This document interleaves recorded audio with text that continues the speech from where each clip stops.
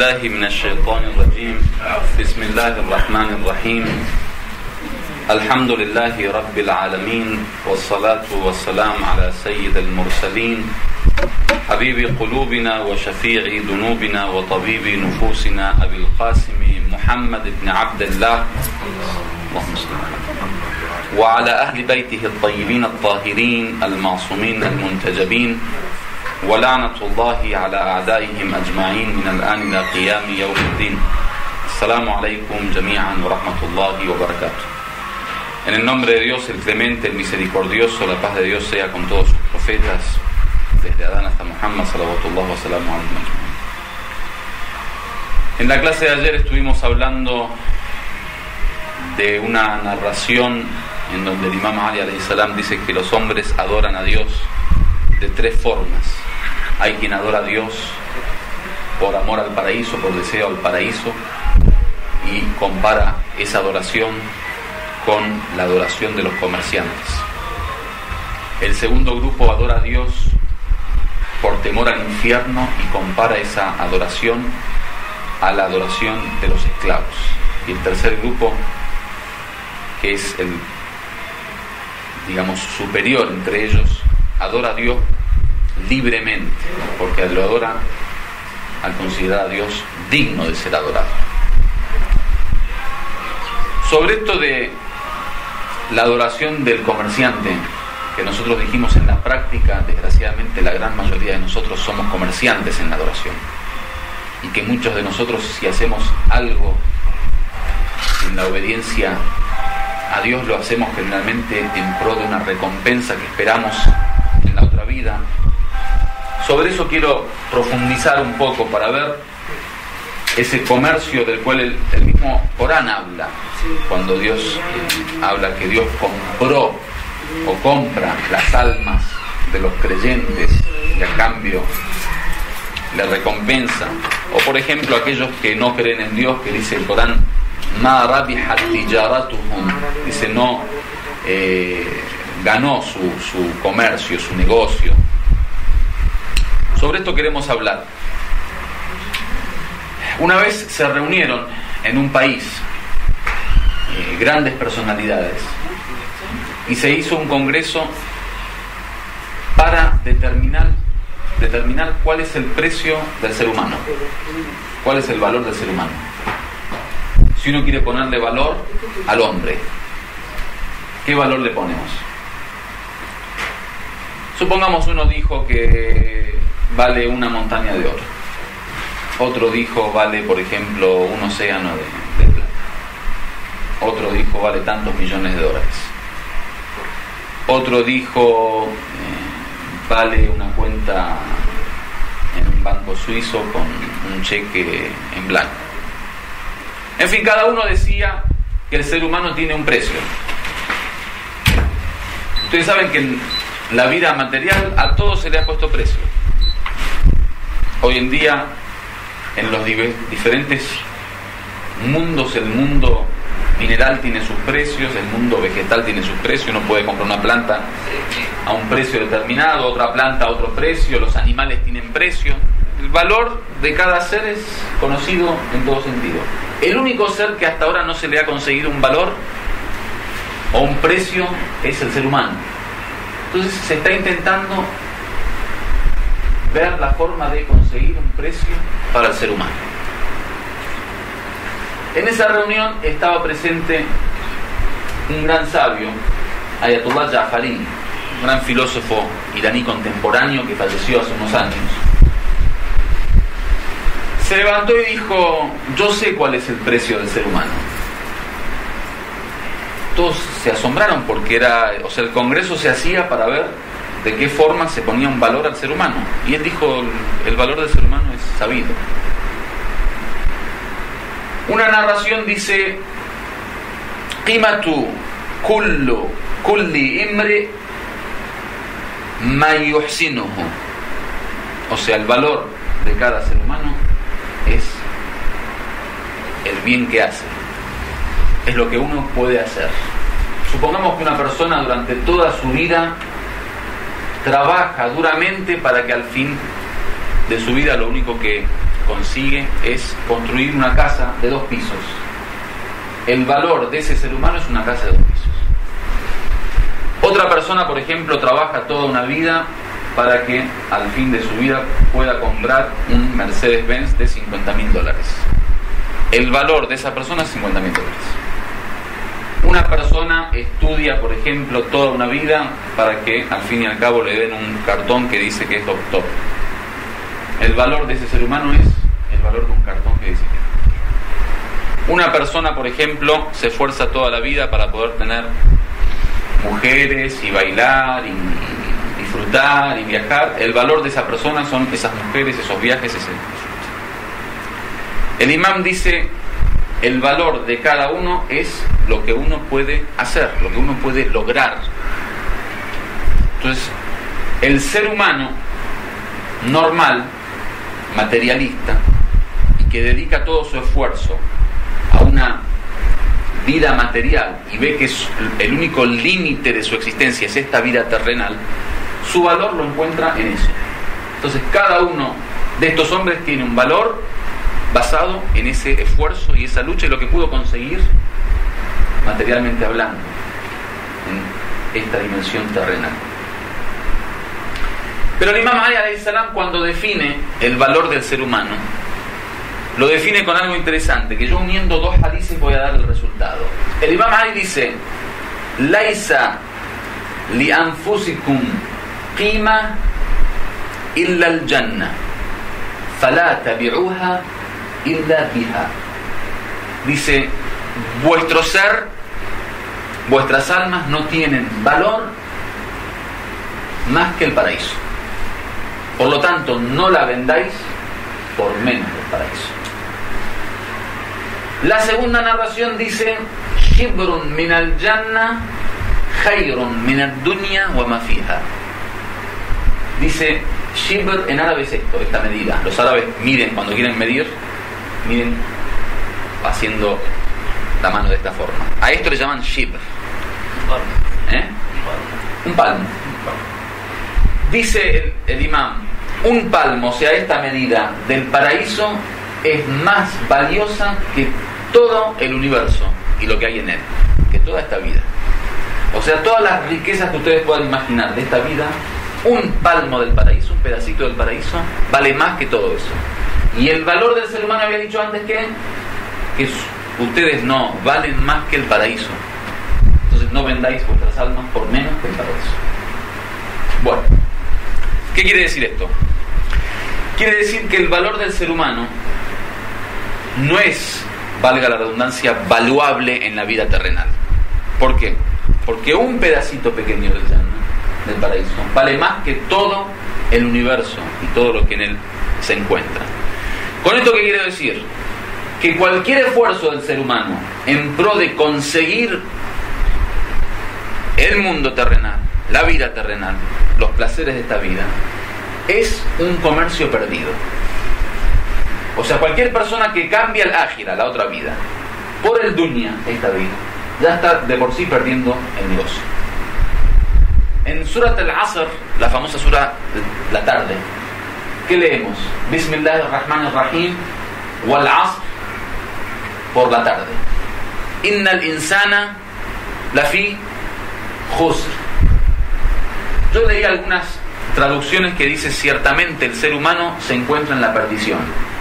Es una traducción errónea. Khusr en árabe no es perdición, es pérdida. Perdición es balal. Cuando leemos waladallin, los que están extraviados, perdidos, ¿no? Eso es diferente a khusr. Khusr en árabe es perder en un comercio, perder en una transacción. No es perder de desviarse o de extraviarse. Entonces, ¿qué quiere decir Dios? Innal insana lafi khusr, o sea, ya de por sí el ser humano en esta vida está en un estado de pérdida, o sea, ya está perdiendo. ¿Por qué? Porque el capital del ser humano es el mismo ser humano. O sea, el capital que tiene el ser humano para poder transar y que en esa transacción logre conseguir a cambio algo, es su propia vida.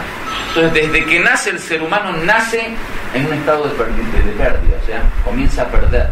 ¿Por qué? Porque los minutos, las horas, los días, los meses van quitando de su vida, o sea, van quitando su capital, que es el tiempo que uno tiene. Nosotros, gracias a esta vida, podemos cambiar y lograr o bienes materiales o bienes espirituales, o bienes en esta vida o recompensa en otra vida. Entonces es nuestra vida la que nos da valor. Entonces, mientras vamos perdiendo vida, vamos perdiendo valor, vamos perdiendo capital. Daban el ejemplo, un exégeta, de que el ser humano en esta vida, con respecto a lo que va perdiendo de su tiempo, es como el que vende hielo. Cuando uno vende hielo y pone el hielo, lo ofrece para vender. Si se derrite su capital. Por eso cuenta la historia de que había uno que había puesto el hielo en el medio del desierto para vender y veía que se derretía. Entonces, para venderlo, le decía a la gente: irhamu man yadubu ra'su mali. Dice: tengan misericordia de aquel que se está derritiendo su capital. Le pedía a la gente: vengan a comprarme, porque si no me compran se derrite mi capital. De esa forma el ser humano está derritiéndose día a día. Sus fuerzas se van debilitando, su tiempo se va cortando, sus posibilidades se van achicando, sus facultades se van aniquilando poco a poco, hasta llegar a la muerte. Entonces, el que no sabe aprovechar ese capital que Dios le da para lograr ganar lo que viene como recompensa, ha perdido su comercio, que ma rabihat tijaratuhum, dice el Corán. No ha tenido éxito en sus transacciones, en sus negocios. Entonces, el hombre inteligente, que sabe que su único capital es su vida, y sabe que a través de el esfuerzo que vaya a hacer va a poder conseguir a cambio una recompensa. En la comparación, matemática 2 por 2 es 4. En la comparación, es imposible que un hombre inteligente que comprenda la existencia de Dios y del más allá cambie el dunya por el akhirah, cambie la otra vida por esta vida. Porque, como dijimos, el paraíso, un pedacito del paraíso superior a todo lo que tenemos acá. Entonces, cualquier esfuerzo del hombre en pro de esta vida le va a quitar recompensa en la otra vida.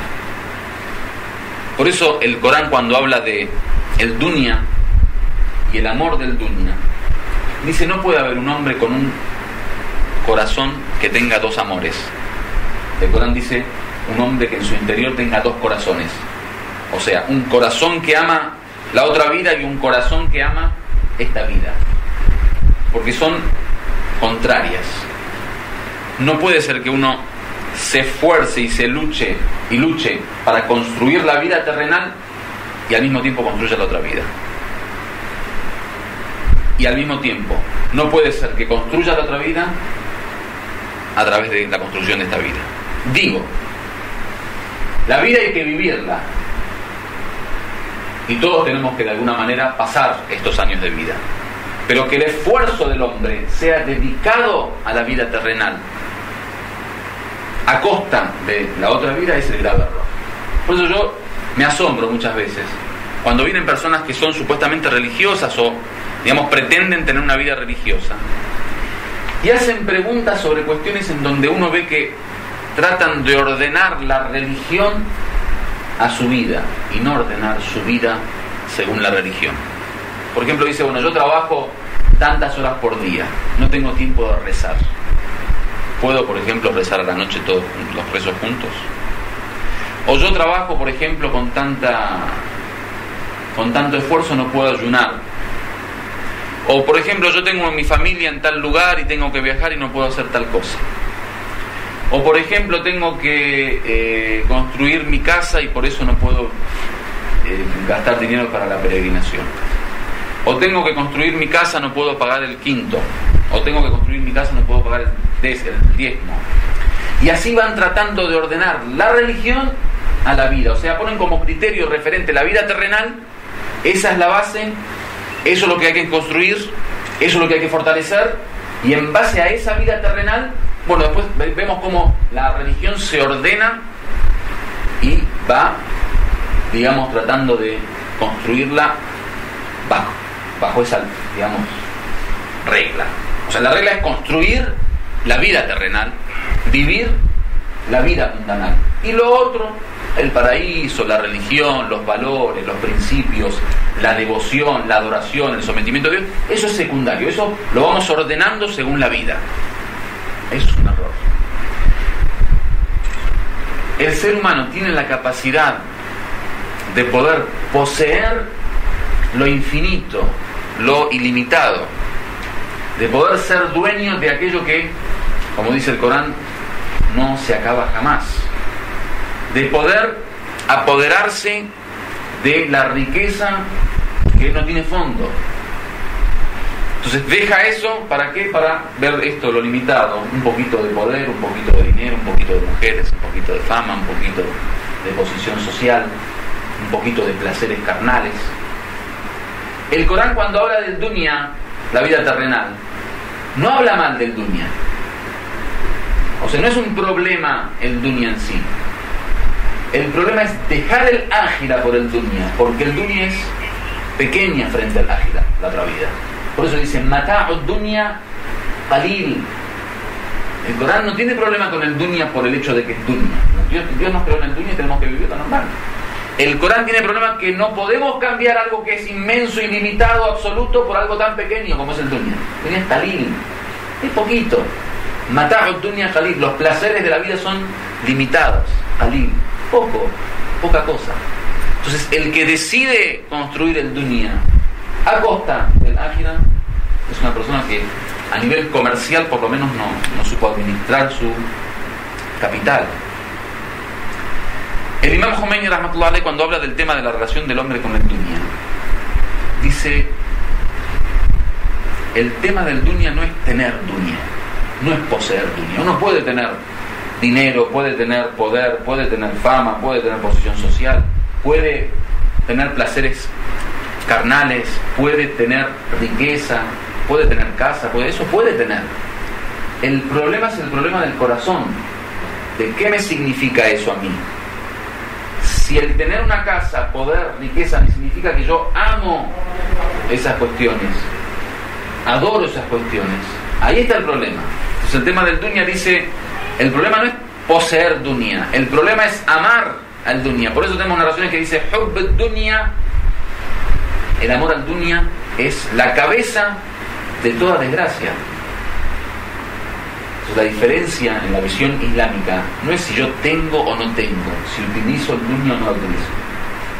El problema es amarla, es desearla, es poner toda nuestra atención en el dunya. Shahid Mutahari rahmatullah decía que el mal, los bienes materiales, son el peor señor y el mejor esclavo. Es decir, cuando el bien material está a mi servicio y es un esclavo mío, es el mejor de los esclavos. El problema está cuando se transforma en mi señor, cuando los bienes materiales son quienes me ordenan y manejan mi vida. Entonces, es muy simple.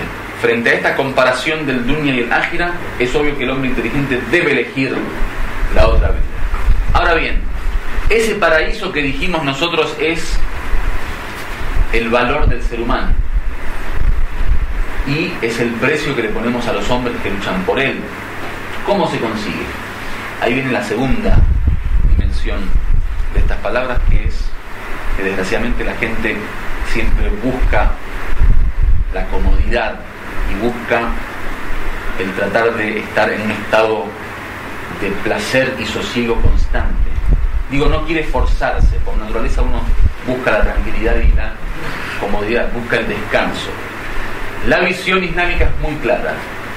El paraíso no se consigue más que con grandes esfuerzos y los grandes placeres no nos llevan más que al infierno.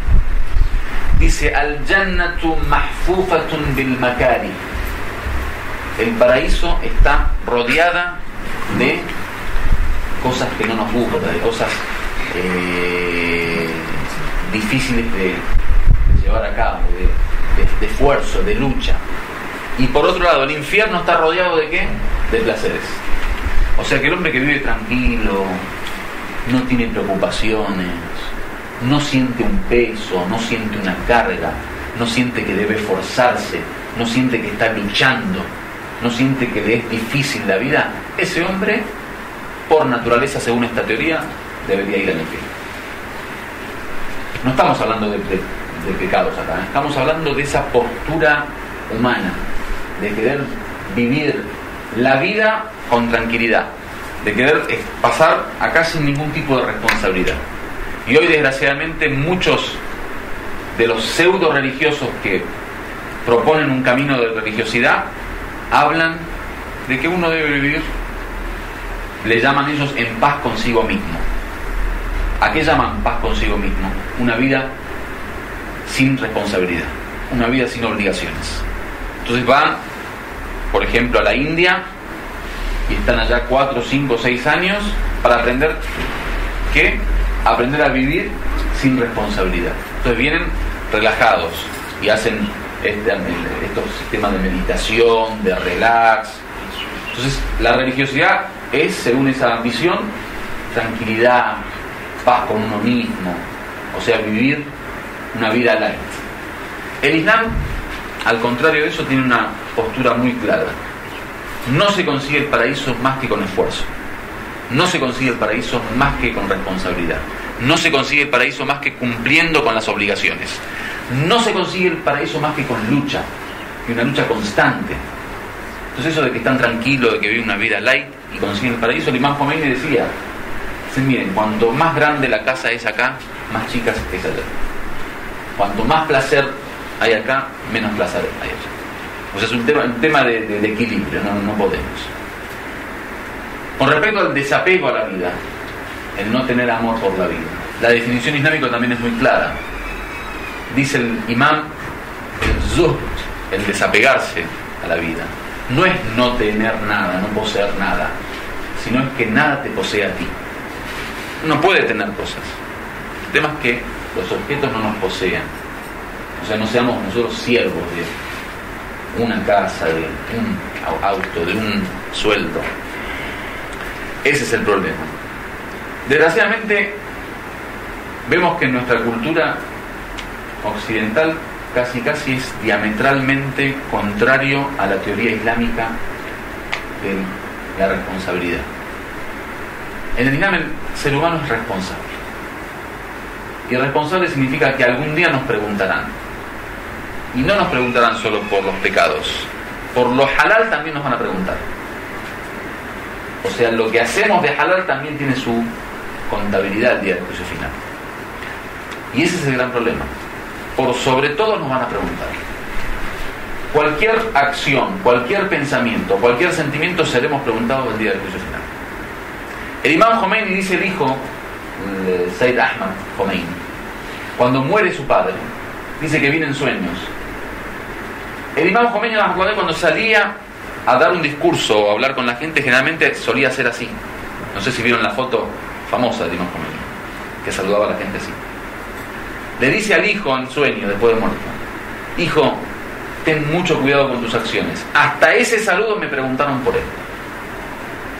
Hasta ese movimiento de la mano me fui preguntado, digamos, se me hicieron, fui interrogado, digamos, hasta el mínimo movimiento. Eso. Ahora nosotros vivimos, nos levantamos, comemos, dormimos, volvemos a levantarnos, jugamos, nos divertimos, trabajamos, estudiamos. Yo en lo personal, ¿cuánto tiempo que pensamos, digamos, en el hecho de que por cada movimiento seremos preguntados, por cada palabra seremos interrogados? La responsabilidad es esa. La responsabilidad es que se nos va a preguntar por todo. Responsabilidad viene de responder. En árabe también. Mas'uliyah.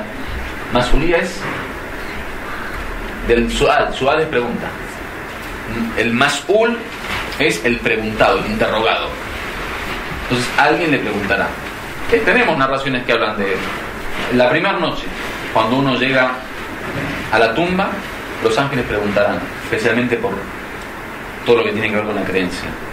Man Rabbu, ¿quién es tu Señor? Man Nabiyuk, ¿quién es tu profeta? Ma Dinuk, ¿cuál es tu religión? Ma Kitabu, ¿cuál es tu libro? Seremos preguntados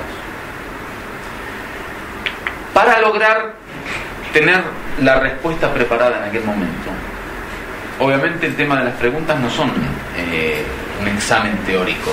No es que yo, digamos, recuerdo las respuestas, en aquel momento voy a poder responder. Para poder responder tenemos que tener una conducta en donde toda nuestra vida sea una respuesta a aquellas preguntas. O sea que nuestra práctica, nuestra conducta, nuestro comportamiento sean respuestas a aquellas preguntas.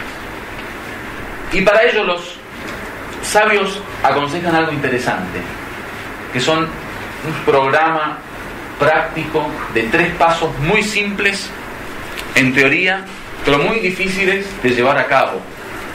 Que este mes de Ramadán, inshallah, yo espero que pueda ser una oportunidad para que todos empecemos con este programa, que es muy interesante y que aparece en todos los libros de ética y en todos los libros de mística, generalmente como el programa práctico para lograr ese estado de perfección. Son 3 pasos y 3 acciones que se deben hacer a diario. El musharata y la muraqaba y la muhasaba. Musharata significa que durante la mañana la persona, cuando se despierta, hace un pacto con Dios y pone como condición en ese pacto que durante el día no cometerá ningún pecado y que cumplirá con las obligaciones. Entonces, comenzar el día con ese pacto y esa condición de que desde la mañana yo me comprometo, es un compromiso, me comprometo a llevar una vida durante el día en donde no cometa pecado y cumpla con mis obligaciones. Ese es el primer paso. El segundo paso, que es el muraqaba, es el autocontrol que tiene el hombre durante todo su día, es decir, un control de sus acciones. Uno no debe actuar y cada acción pasar desapercibido, sino tiene que tener un control como hacen los contadores, cada cosa que entra, cada cosa que sale, del mismo modo las acciones. Y al final del día aparece lo que le dicen al muhasaba. ¿Qué es el muhasaba? Es el recuento de las acciones. Es cuando uno durante la noche, antes de dormir, pone 4 o 5 minutos y comienza a hacer un inventario de las acciones del día. Y ve, bueno, yo a la mañana, por ejemplo, me levanté, lo miré a Sheikh Ibrahim con mala cara, después insulté al otro, después le mentí a mi amigo, después comí tal cosa que era haram, después escuché música. Si cometí un error, hago istighfar, pido perdón a Dios, digo astaghfirullah rabbi wa atubu ilayh. Si no cometí un error, agradezco a Dios, digo ashukru-lillah, alhamdulillah. Ese es el programa que los místicos generalmente han propuesto, especialmente para los jóvenes que aprovechen solo las hermanas. Un programa diario. Si a diario nos podemos acostumbrar a eso, nosotros tenemos que a partir de mañana lo hagamos. Yo voy a empezar mañana. Podamos, si Dios quiere, lograr poco a poco que se transforme en un hábito. Y si logramos ese hábito, inshallah ta'ala, con el tiempo, si Dios quiere, podremos lograr la perfección. Esperemos que Dios, inshallah ta'ala, nos permita en este mes de Ramadán comenzar con este nuevo programa y de alguna manera nos ayude a purificar nuestras almas. Y que, si Dios quiere, pueda aceptar el esfuerzo de los hermanos y las hermanas en este mes, que inshallah ta'ala apresure la venida del Imam Mahdi Ajjallahu ta'ala Farajahu Sharif, y que, si Dios quiere, estas cosas que estamos escuchando en el mes de Ramadán, este Corán que estamos leyendo, estos rezos que estamos orando y las súplicas que estamos dirigiendo a Dios, las acepte de la mejor manera y las transforme en recompensa el día del juicio final. Walhamdulillahi Rabbil Alamin. Assalamu alaikum wa rahmatullahi wa barakatuh.